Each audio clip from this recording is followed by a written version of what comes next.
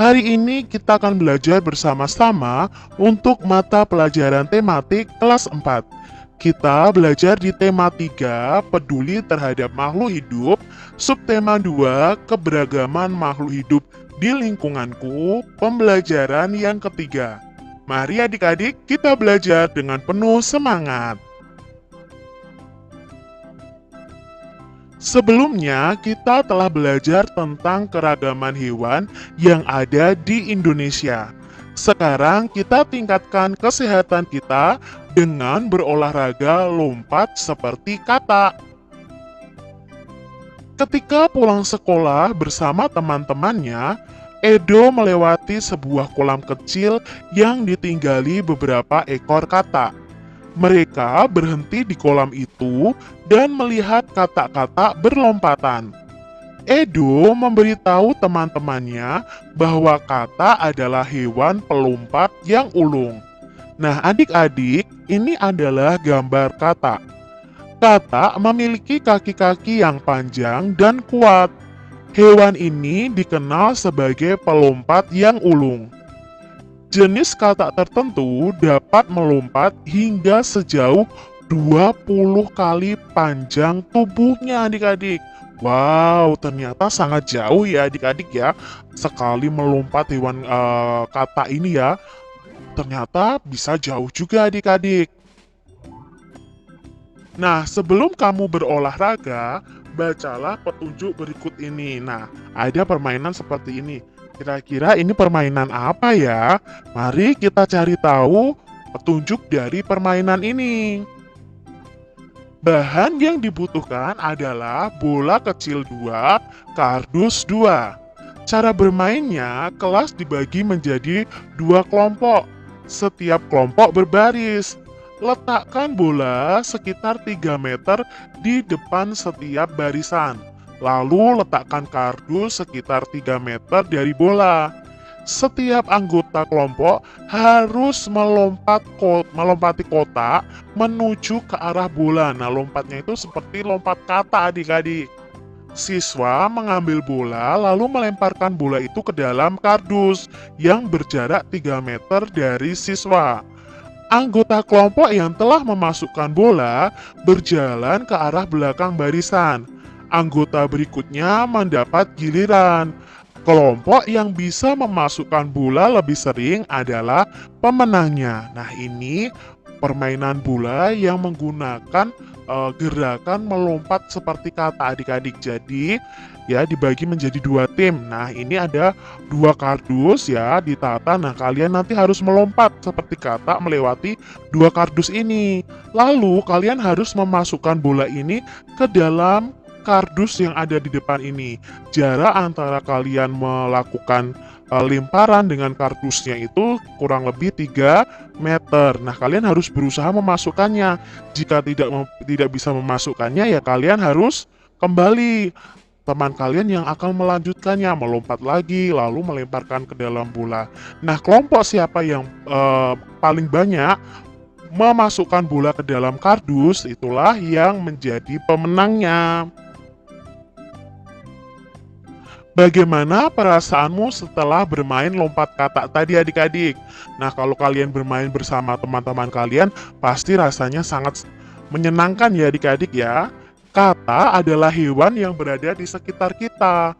Selain katak, hewan apa yang berada di sekitar kalian adik-adik? Kalian bisa sebutkan. Ada mungkin ayam, burung, dan lain sebagainya. Rumah Edo banyak ditumbuhi beraneka ragam pohon. Banyak serangga dan burung yang berdatangan.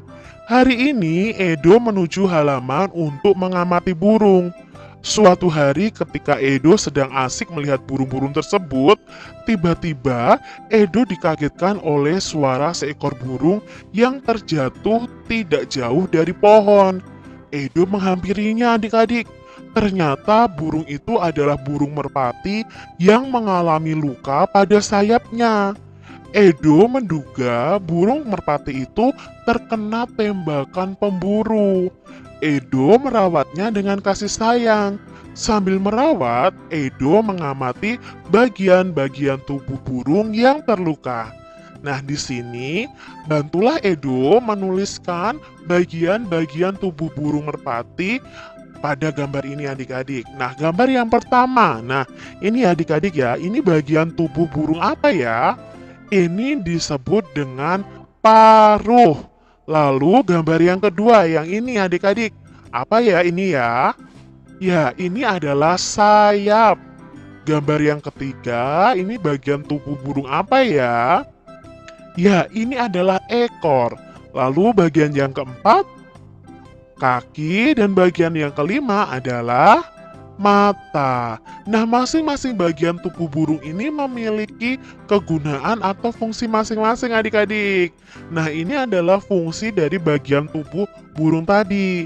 Paruh ini berfungsi untuk mengambil makanan.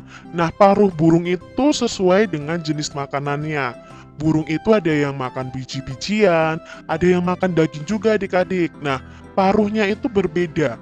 Ketika burung itu pemakan daging, itu paruhnya biasanya itu runcing adik-adik. Jadi paruh dari masing-masing burung itu berbeda-beda sesuai dengan makanannya. Lalu sayap itu berfungsi untuk bergerak, untuk terbang. Nah, burung terbang itu caranya dengan mengepakkan sayapnya. Lalu ekor, bagian tubuh ekor ini fungsinya menjaga keseimbangan burung saat terbang supaya tidak mudah jatuh adik-adik. Lalu cakar atau kaki. Nah, ini berfungsi untuk mencengkeram mangsanya. Ini khususnya untuk burung-burung yang memakan daging adik-adik seperti burung elang. Nah, fungsi cakar atau kaki ini juga untuk bertengger di dahan pohon. Lalu ada mata tadi ya, mata itu berfungsi untuk melihat benda-benda di sekitarnya. Itu tadi fungsi dari bagian tubuh burung adik-adik. Jadi kalian sudah tahu ya sekarang fungsi dari bagian tubuh burung. Apa yang akan kamu lakukan apabila menemukan hewan dalam keadaan seperti burung tadi adik-adik? Nah, apakah kalian diamkan saja lalu kalian tinggal, atau kalian ambil lalu kalian rawat adik-adik? Nah, yang bagus ya adik-adik, kalian ambil lalu kalian rawat dengan baik sampai burung itu sembuh adik-adik. Itu adalah salah satu cara kita bisa merawat hewan di sekitar kita.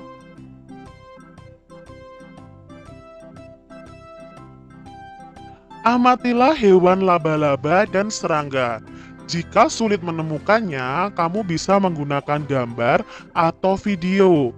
Lalu kita akan temukan apa perbedaan antara laba-laba dan kumbang dengan melengkapi gambar pada tabel di bawah ini. Nah, Kak Cita punya gambar laba-laba dan kumbang adik-adik.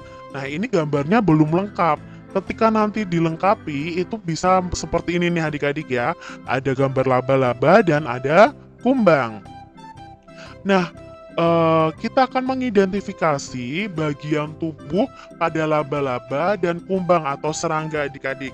Banyaknya kaki laba-laba itu ada 8. Kalau kumbang itu ada 6 ya.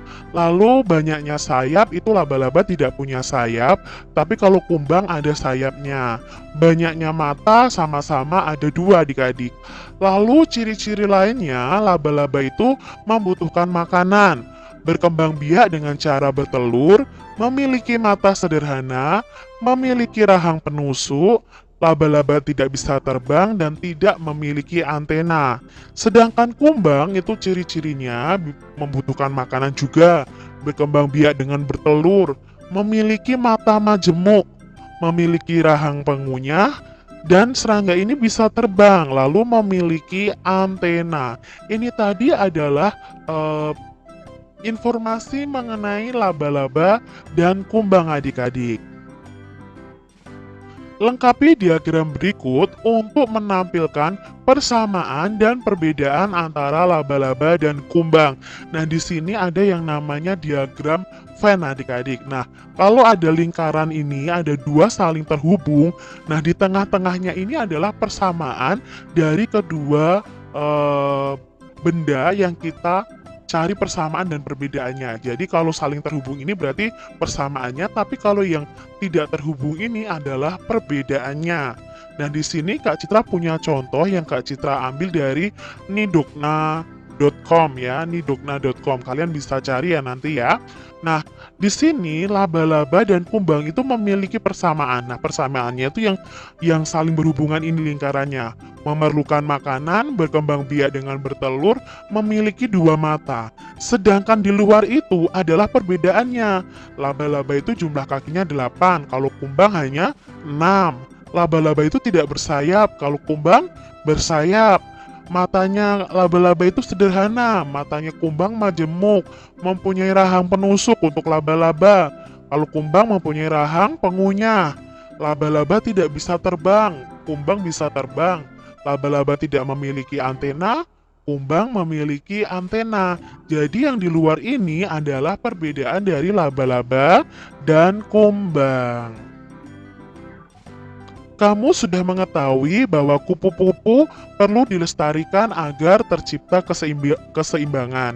Begitu pula dengan serangga seperti laba-laba dan kumbang. Tuhan menciptakan sumber daya alam tentunya mempunyai maksud dan tujuan tertentu. Demikian tadi adik-adik pembahasan kita di mata pelajaran tematik kelas 4, tema 3, subtema 2, pembelajaran yang ketiga. Semoga video pembelajaran ini bermanfaat ya untuk adik-adik semuanya.